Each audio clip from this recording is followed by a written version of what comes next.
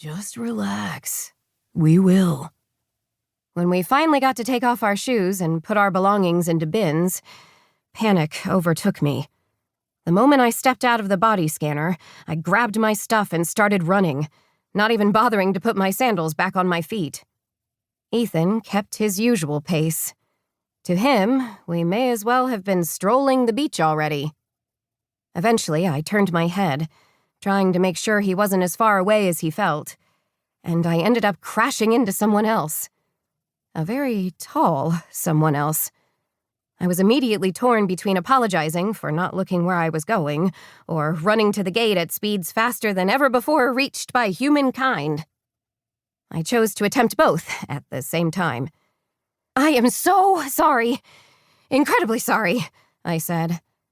To my surprise, the strangers started running after me. "Hold on," he called out.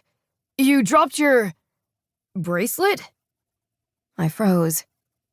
When Dara and I were growing up, our mom and dad fought way more than they ever got along. One late night when Dara was 12 and I was 10, whispering underneath the yells of our parents' latest argument, we promised each other that we'd never let our love lives sour like they had. Dara always said she and I had the power to bend the world to our will. We could make impossible things happen, if only we tried hard enough. Most of the time, we were too busy distracting ourselves from the constant friction in our household to put forth the kind of effort she spoke about. That night was different somehow, in the way some nights just are. An extra crackle in the air, a brighter shine to the stars. Dara and I decided to finally put our energy toward rising above the circumstances we'd been given. Under the watchful glow of a new moon, we made bracelets out of random things we scrounged up in our shared bedroom. Garden twine, beads from other jewelry, charms, and random junk like small buttons and sequins. We called the bracelets our heart promises, imbuing them with the magic we believed we created together. As we assembled them, we came up with the rules behind the promise. We would have better lives than the ones our parents had shown us. We would find people to love with care. We'd never become bitter and stubborn as we got older. We'd be happy in our relationships. We knew it was the kind of wish that didn't get fulfilled right away.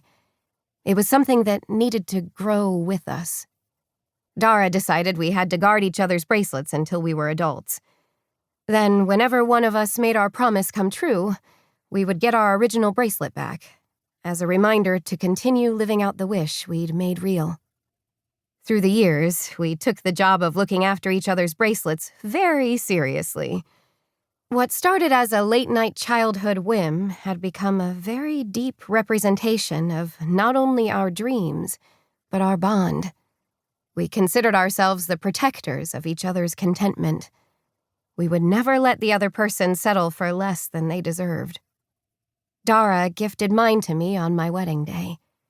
She called it my something old, and she tucked it into an interior pocket she'd asked the tailor to hide in my gown. I nearly cried off my makeup when she handed it over.